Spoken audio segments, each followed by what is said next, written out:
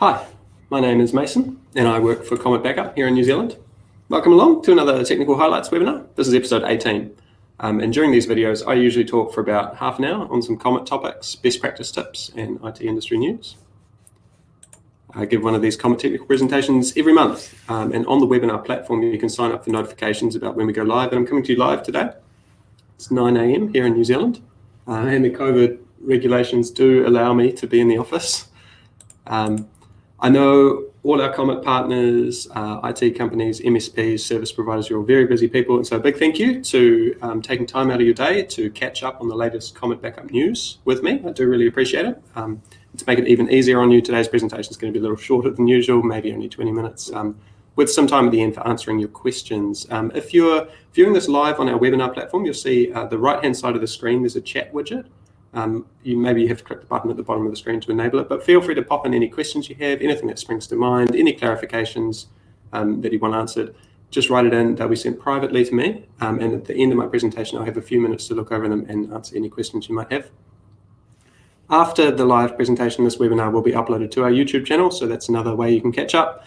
Can't take live questions on YouTube, so that's a special benefit for being able to make the time slot, but of course questions are welcome anytime in the support tickets. So I do these every month. Just to quickly recap what happened last month. Last month I talked about anti-ransomware and the new integration with Backblaze B2 to only hide files instead of deleting them. Comet Server now supports running on ARM64, including the AWS Graviton 2. We've got brand new retention policies that are available. And I also talked about lock files, how they display the proper device name, how they'll try and run on the server instead of the laptop, and how they can now run fully concurrently with other backup jobs that are simultaneously taking place thanks to the new concurrent mark and sweep design. And I will just say that this has had a fantastic uptake. We've seen a phenomenal reduction in both our internal support load and the reported support load we've been hearing from downstream partners. So this has been an absolutely resounding success and a massive simplification for how you use Comet in the sort of day-to-day. As well as those things, I also talked about time zones, how you can now have multiple devices in the same user account with different time zones and how that's especially useful for hybrid work from home teams. I talked about webhooks and how they now support custom headers. I talked about disk image, and now you can remotely initiate a disk image restore from the web interface. And some quick previews for Windows 11, which by now has entered general availability. I also gave a quick preview of our setup wizard design that you'll see the full detail in a future release. So that was last month, and if you're interested in learning anything more about those topics, the previous webinar is available to watch again on our YouTube channel. So that was last time. As for this month's webinar, it's been a pretty full month. If you look at the changelogs on our website, almost every single release has had a great big changelog full of fixes and enhancements, and there's been lots of exciting new development recently that I can tell you about. Most of the things I'm going to talk about today are not earth-shattering, they're just small quality of life improvements all over the product, but there's quite a lot to catch up on. So hope you've got a coffee. I do, and let's get stuck into it.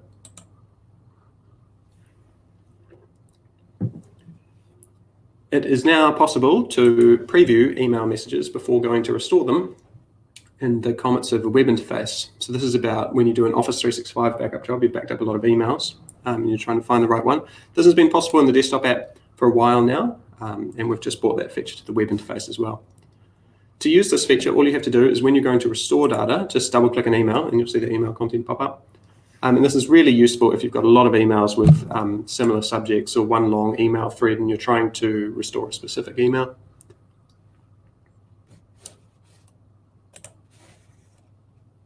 It's now possible to enter custom SSL settings when connecting to your MySQL server.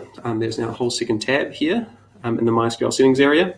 So if you have a MySQL server that is configured for mandatory TLS, then this will be helpful in just getting Comet Server to talk to it properly. In the past, this was possible to configure SSL with a custom MySQL dump arguments option field. But over time, we've recently added this test connections feature. And even more recently, we've tried to encourage getting a valid test connection result before even going to configure the rest of the MySQL settings. And because we've led things in that direction, we're no longer able to rely on users just putting in custom MySQL dump arguments. So I've added first-class support for it in here, which is really, it's better for everyone, because if Comet can get a good connection right off the bat, then you can make use of all the other things Comet offers, such as the live database browser, including live browse in the web interface, and generally get that much smoother experience of being able to see what you're doing when you configure it. So this new feature supports all the standard SSL options for MySQL. So what have we got here? We've got on-off. It's off by default. So if you have a working MySQL protected item configured already, it's perfectly safe to upgrade. The existing behavior will be preserved. And then we've got options for whether or not you're using a verified CA or just a self-signed certificate. If you have a custom server CA to point to, and it also supports client certificates, which is an advanced option for client authentication.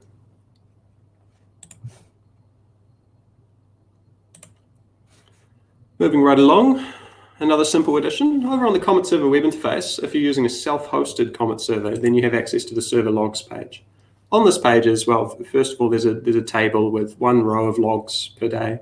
You can click in to see that day's server logs, all pretty straightforward. One thing that was recently brought to our attention was this export button here. Every table in the Comet server web interface has an export button that lets you download the results as a CSV or as an Excel spreadsheet, which is really neat for doing some quick filtering or if there's any kind of external processing you need to do.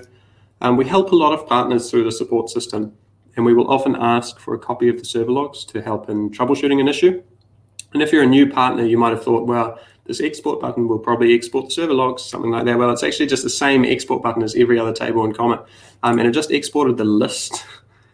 This list here of what days, and so our support teams were having to go back to the customer and say, hey, sorry, please copy them from the logs folder or something, and said no more. This export button is now special cased for this page, and instead of offering you that CSV or Excel option, it now just downloads all the server logs as a zip. So if you're on the server logs page and you click export, you now get an export of the server logs. Simple as that.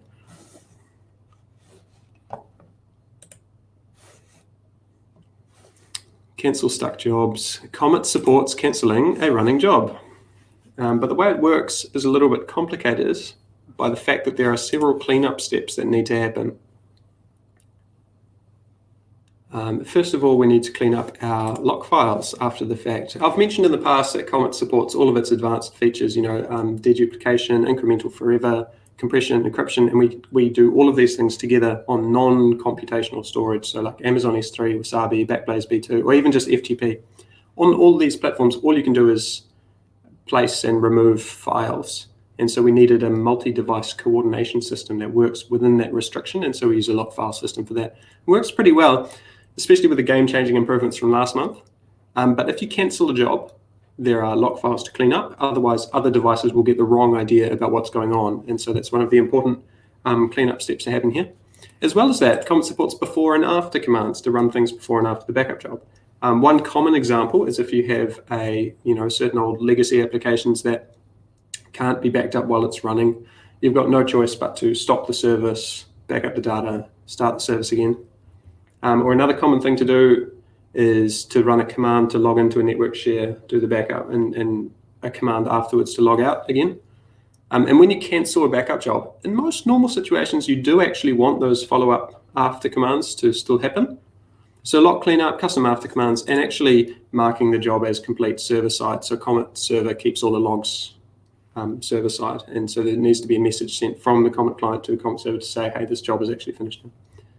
And these are all things that Comet still has to do. So when you click the cancel button, it's more of a request. You're asking Comet to cancel. It hears you, it says, okay, it goes through these steps to clean up after itself. Normally this is fine. Normally everything works fine. Comet takes a second, it's done, the job is stopped. But you can probably guess what I'm leading up towards. Sometimes in the past there have been situations where you tell Comet to cancel and it can't quite do it for whatever reason. Maybe there's a network error that's stopping it from reaching the storage to delete its lock file. Maybe there's a holdup running one of your after commands. In this case, Comet just sits and retries because it is trying to do the right thing. And then if you went into Task Manager and terminated Comet's process, or something else on the machine went and terminated Comet's process at any time, you'd be in a situation where none of these cleanup steps had actually happened. Stale lock, no after command, and a job log that has not been closed off on your Comet server. And sometimes that's okay. Comet has a lot of heuristics and tricks up its sleeve to paper over these problems. We have lots of techniques to auto-unlock vaults and clean up abandoned job logs automatically. But what is new this month is some brand new changes to how cancellation works so that the cancel button is much more responsive. in this edge case situation. Our first new trick is that as an administrator, when you go to cancel a job remotely from the Comet server web interface, Comet will check to see if that target process is really running. And if there's no sign of it at all on the local PC, then we know it's safe to do these extra cleanup steps right now. So that's stale log files, probably not the after commands, but it can mark the job log as having been cancelled. So it just smooths over all those extra steps that need to happen. So if you're in a situation where Comet's processes are getting terminated and it's leaving you with a stuck running entry, now you can just cancel it. Easy, cancel the job, it's cancelled. Then this is over and above all of the other ways Comet knows how to detect this automatically. Like I said, Comet can automatically clear these out at certain times during software upgrades, things like that.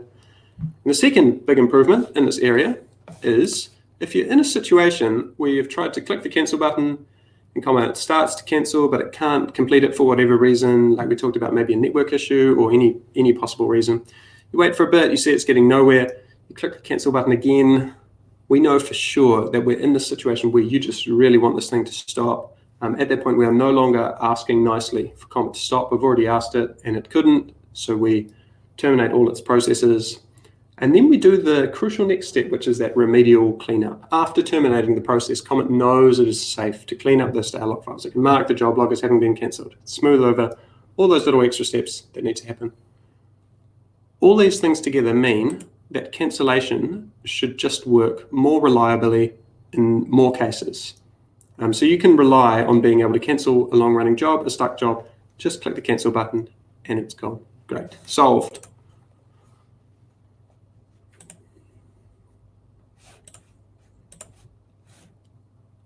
Device registration times. Comet server now keeps track of when a device was registered. We've always kept track of this for billing purposes over on the billing dashboard, account.cometbackup.com, but it wasn't visible in the Comet server itself until this month.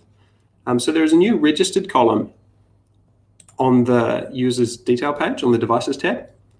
This column is hidden by default because it's the kind of thing you only need to know not very often.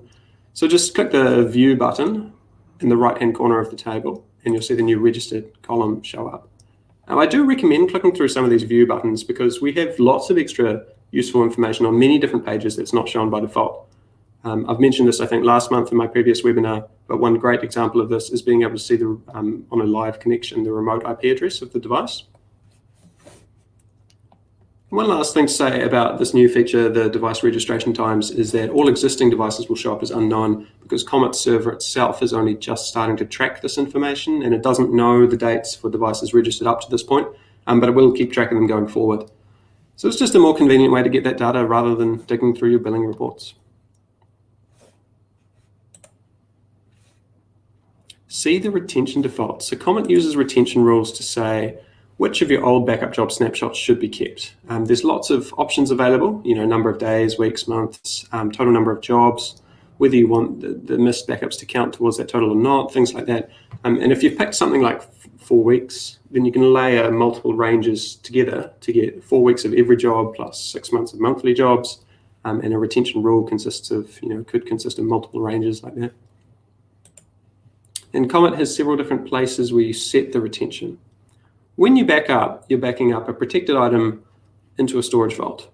And you can set up retention at the storage vault level, and that's the baseline that these rules will apply to every snapshot inside the storage vault. That's the baseline. And then you set up special rules that only apply to some of the protected items within that vault. So if you're backing up your Outlook PST and also your downloads folder, maybe you want to keep one for longer than the other. As a side note, you can also configure retention at the policy level in the policy settings in the Comet server, but this is just about setting up the default for those 2 settings, or you can use this policy to enforce it. It looks like another separate setting, but actually it feeds back into these 2 settings, the storage vault setting and the protected item setting. It's these 2 settings that control how your retention policies are actually applied. And ultimately, Comet is trying to say, at any given time when Comet goes to run a retention pass, it runs a retention pass against the storage vault as a whole, and it looks at all the snapshots inside that storage vault, and it decides whether to keep them or not. Certain snapshots need to be kept to meet your configured retention rules, and anything that's not needed for your rules is safe to delete. So if a snapshot belongs to a protected item, it will use that protected item's retention rules. And if it doesn't belong, if it doesn't have any special rules, or if it's for some unknown protected item, like a device that's been deleted, then it will use the storage vault's underlying retention rule. So it's quite common to set this stuff up on the protected item, but really the storage vault's retention rule is quite important. This is all just background knowledge. Background knowledge to cover what is a new feature that I would like to announce today.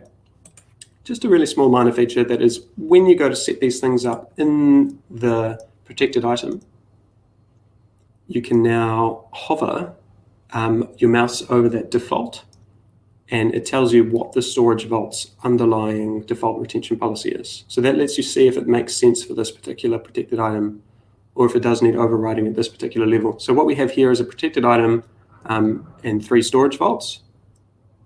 And there is an override for the 3rd storage vault. And the 2nd storage vault network path is just using the fallback storage vault's retention policy. Now you can hover your mouse over that text default and you get this pop-up that says what that 2nd storage vault's retention policy actually is. Nice and simple. Hover over it, tells you what's going on. I wouldn't normally cover a small enhancement like this. There's been several more just like it this month that I'm not covering today, but I just wanted to take the opportunity to cover some of that background knowledge again about how these features are layered on top of each other, what gets applied where, because retention, we're all in the business of retaining customer data, so you want to have an absolutely clear understanding of how this works. New CollectD metrics. So Comet has a GitHub account. We have several projects open source on GitHub, including our PHP and Ruby SDKs, all of our translation files, if you're able to help out with fixing translations for another language, and 1 or 2 other interesting side projects, including integrations with WHMCS, integrations with Prometheus, and with CollectD. So CollectD is a command line background service thing that it picks up stats about a server and reports them back to a central monitoring platform. It's similar to Zabbix, Munin, Cacti, Nagios, Asinga, that kind of RRD-based server monitoring. It's part of the old guard. The cool new things are more like OS Query and Prometheus. I did mention we have a Prometheus exporter on our GitHub page. But I will say one good thing about RRD tools, which is that unlike Prometheus, they have a really good story for long-term data retention. Prometheus is more about, I want to keep data points with 2nd level granularity. But because of the massive volume of data points, you can probably only keep them for a week or 2. And there's some ways to get downsampling in Prometheus using Thanos, Timescale DB, but with RRD, downsampling is baked into the design itself. It's highly storage efficient, and that lets you look at much longer term trends with some other trade-offs. But and even amongst all of the different RRD tools that are out there, I mentioned half a dozen of them, CollectD is still quite popular, in part because of its very low footprint, low system resource requirements, mostly written in C, which is important when you've got a big Comet server and you want Comet server to have the resources. Not all that extra stuff you have to run, Windows Update, Puppet, and all that. So this screenshot here is from a Comet server with peaks at about 900 live connected devices. I guess it's a medium-sized server. The pattern is really cool. You can see, as well as the sort of overall long-term upward trend, there are spikes for the 9 to 5 weekdays. So I assume this particular server is probably involving mostly office workers. Another reason to like CollectD is its very high flexibility. For instance, it's possible to use the CollectD agent exporter that runs on the server itself to push metrics to a Prometheus server. Just that kind of transformation, but even without invoking that kind of extreme flexibility, it's quite useful just by itself. You can make it send you alerts when the numbers look bad and so on, things like that. So we've had this integration for a while. We first introduced the CollectD exporter back in July in response to some certain customer demand, and we've had really good feedback about it. What's new this month is we've released version 1.1 update to our exporter that adds support for monitoring a few more features. So it can now automatically monitor the Comet server's version number, the proportion of devices that are up to date, and it can also monitor your server self-backups. I hope everyone has enabled the server self-backup feature. And these new metrics are in addition to all of the things it could previously monitor and keep track of, such as your total number of Comet users, server uptime, recent job activity, and all the actual device metrics you can see in the background that collect, decollects, otherwise like free disk space, memory usage, things like that. So if you're looking into adding more monitoring for your self-hosted Comet server, this is something good to consider. There's lots of options in this space. I mentioned we also have the Prometheus exporter. Comet's Collect D plugin is fully open source under the MIT license. It gets all of the monitoring information using the publicly documented Comet server API. So if you're technically inclined, you're welcome to patch it and extend it to monitor more attributes of your self-hosted infrastructure. That's actually all I have for today. Are there any questions? Just to recap, I talked about Office 365, the ability to preview a backed up email from inside the Web Restore dialog. I talked about MySQL and the new SSL connection options. The new easy button to export all your server logs. I talked about what actually needs to happen when you cancel a Comet backup job, those 3 steps, and the improvements we've made to make cancellation more responsive and more reliable. I talked about device registration, the new column for keeping track of that. I went into some background information about retention policies to lead up to the new little quality of life feature with the info tooltip, and a quick plug for our Collect D integration and the expanded set of things that it can monitor.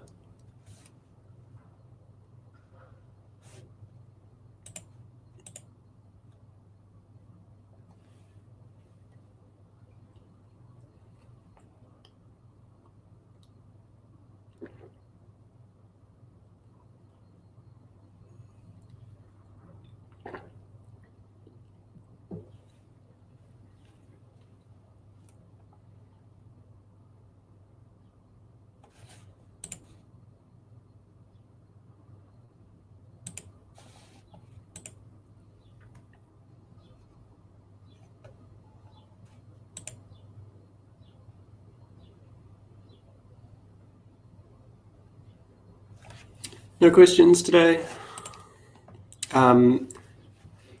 If you come up with any questions in the future, we still want to hear from you. If you have any questions at all, we're always happy to help you out. We've recently invested further in growing our support team. We're more than happy to hear your questions by ticket through the usual ticket system at account.cometbackup.com. And you can also email us, hello@cometbackup.com, or we do actually support phone calls. Our company is based in New Zealand.